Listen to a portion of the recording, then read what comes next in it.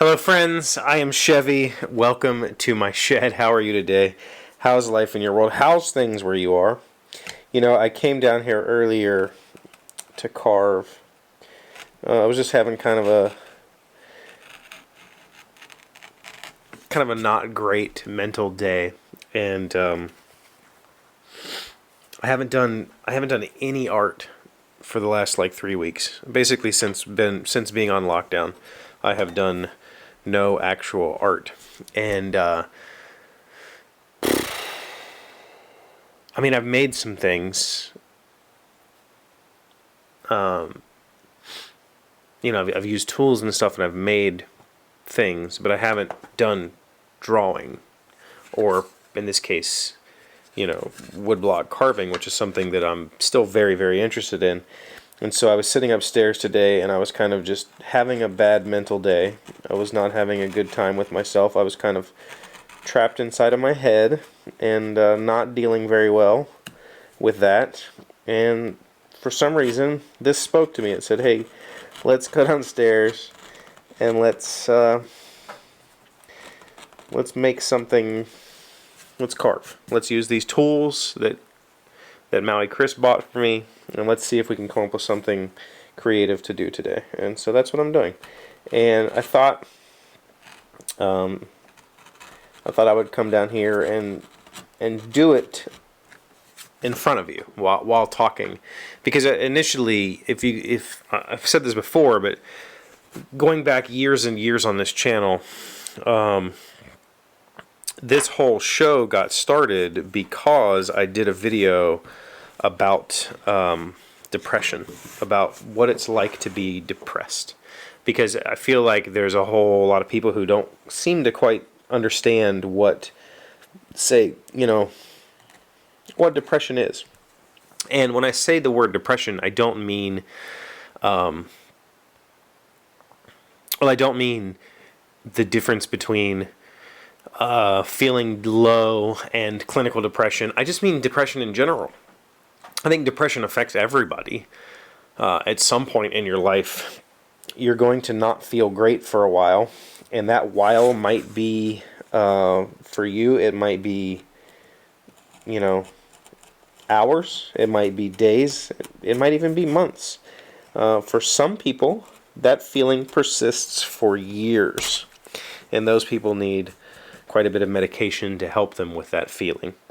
And in modern America, that can be kind of, some people look down on that. Like if you're one of those people that needs the medication, then you're less than. You're something that you should be ashamed of. And so this is all just to say that I came down here and I did a video, and I wasn't on the video at all. You could see my hands because I was working on a watch, my grandfather's watch, and that was the start of this thing. That was when I decided that I was going to do this, because that video got really good response from people saying, I'm glad that you put this out there. People who knew me said, I'm really happy that you shared this, because it really kind of, I guess, it emphasizes, or it puts it sheds a light on how many people feel that way, but don't know how to fully explain it either to others or even to themselves, because they don't want to be clinically depressed. But anyway, this video is not really about depression. It's just about, this was the original intent. The original intent was that I would come down here and I would pick a topic and I would work on something while I talk to you about that thing. And it was originally intended to be more of a podcast than a daily, I guess, a vlog is what this has kind of turned into. I mean, no, that's what it is. It's a vlog. This is, if you go back on YouTube before Casey Neistat, this is what vlogs were. They were usually just people sitting down talking about their lives. And there wasn't a whole lot of people taking the camera into their world and sharing their thoughts and views with them. Also, I want to point out, because you've probably seen it by now, that I injured myself today while doing this. And surprisingly enough, I've got this bench hook that I made, which is designed to catch the table, catch my workpiece, so that as I'm working to cut these grooves, I'm not holding the piece and then my finger getting in front of this. That's not how I cut myself at all. I cut myself reaching into the packaging to take these tools out. I just jammed my finger onto one of these blades, and they came ridiculously sharp. So that's a good thing in my opinion. I want my tools to be sharp. I work really hard to keep my tools sharp, so I'm not upset about it, but it was more like well, I'm a dummy than anything. So I guess this is all to say that I haven't had a great mental day. I've had a much better evening. Work today was, for some reason, just a drag. I was not accomplishing what I thought I needed to accomplish today. I kind of just drifted a little bit and did my own thing. But I think that's okay sometimes. I think that most people have days at their job where their job just doesn't make sense for them in that moment, and I advocate the taking of mental health days. I think that mental health days in some ways are just as important as vacation days. Some days you just need to take a day off just to take a day off, and oftentimes I will take those days. I will just, if I'm not feeling it, if I'm feeling like, I think we all know what it feels like when you just don't have anything to contribute for the day. You're just like, I can't contribute. I don't have anything to give today. And you take that mental day and you say, all right, today I'm just going to take a mental day. I'm going to focus on me, and I'm just going to relax and figure something out. Oftentimes, when I take those days, I end up working really hard around the house. I'll end up doing house projects. I'll end up doing video projects, or I'll accomplish a whole lot of things that I would not have accomplished had I not just taken a random day to do nothing. And maybe it's just me. Maybe it's part of my inability to do nothing. Although I'm getting better. In fact, I'm getting so good at doing nothing that M complained about it last month.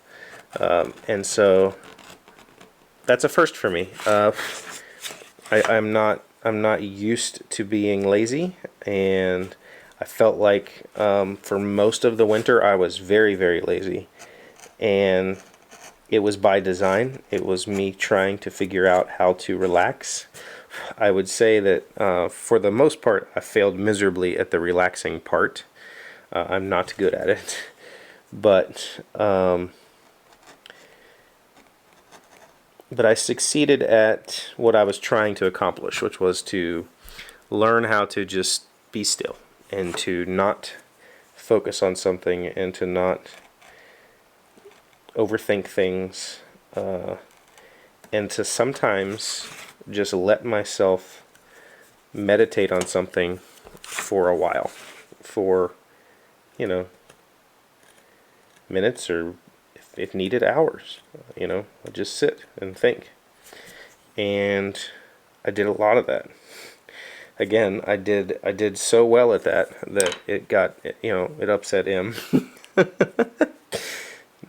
She was like, you haven't done anything. And I'm like, yeah, I know. I'm trying to learn how to not do things. I'm not good at it. But we're back on track. I've actually gotten a whole lot done recently. So I don't know if this particular video is worth anything to anybody. If anything I've said means anything to you, I would love to hear about it in the comments. I would love for you to tell me what you think about this particular way of doing videos. If I should do more of me just doing something while talking. I feel like most days, if there's something on this table, I fidget anyway. So maybe I start doing stuff like this a little bit more. Maybe I start doing a little bit more of the original podcast intentions for this show. I don't know.